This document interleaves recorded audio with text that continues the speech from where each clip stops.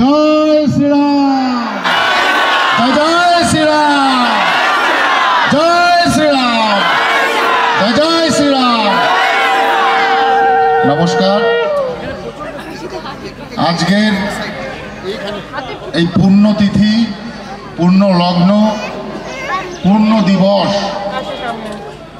ভারতবর্ষের 500 বছরের প্রতীক্ষা, অপেক্ষা, ত্যাগ তিতিক্ষা সমস্ত কিছু পার করে আজকে পুরুষোত্তম শ্রী রামচন্দ্রের মন্দির উদ্বোধন এবং প্রাণ প্রতিষ্ঠার দিন।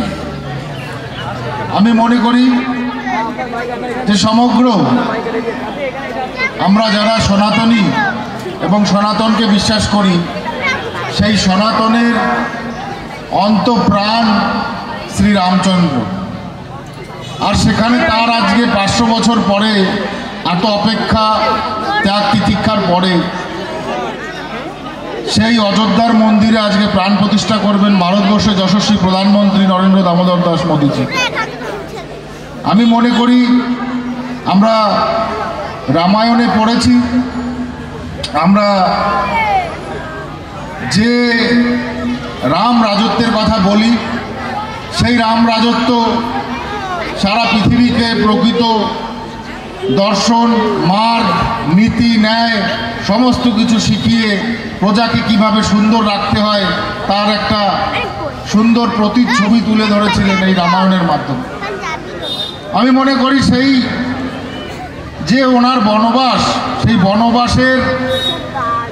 বনবাস এবং তার যে অপেক্ষা, সেই অপেক্ষা আজকে সমাপ্ত হলো। উনি 500 বছর সারা ভারতবর্ষ, সারা বিশ্ব ভ্রমণ করছিলেন। আজকে ওনার সেই বনবাস শেষ হয়েছে, আজকে উনি ওনার ঘরে ফিরছেন। তাই আমরা সবাই আনন্দিত। আমরা সবাই একবার বলবো জয় শ্রীরাম, জয় শ্রীরাম। আপনারা সকলে আজকের দিনকে সনাতনী একটা গৌরব হিসেবে তুলে ধরুন এই আজকের এই কর্মকাণ্ডের মাধ্যমে। আর এই কর্মকাণ্ডের মাধ্যমে আজকের থেকে আমাদের ভারতবর্ষের ইতিহাসের একটা নতুন অধ্যায় শুরু হলো এবং এই অধ্যায় থেকে আমরা পুনরায় আবার যাতে ভারতবর্ষের আমাদের সেই যাকে বলে রাম রাজত্ব, সেই রাম রাজত্ব যাতে শুরু হয়, তার জন্য শ্রী রামচন্দ্রের কাছে প্রার্থনা করবেন, এই যজ্ঞ করবেন। আমি এইটুকু বলে আমার বক্তব্য শেষ করছি। সকলে ভালো থাকবেন, সকলকে নমস্কার। ধন্যবাদ, ধন্যবাদ শ্রী শান্ত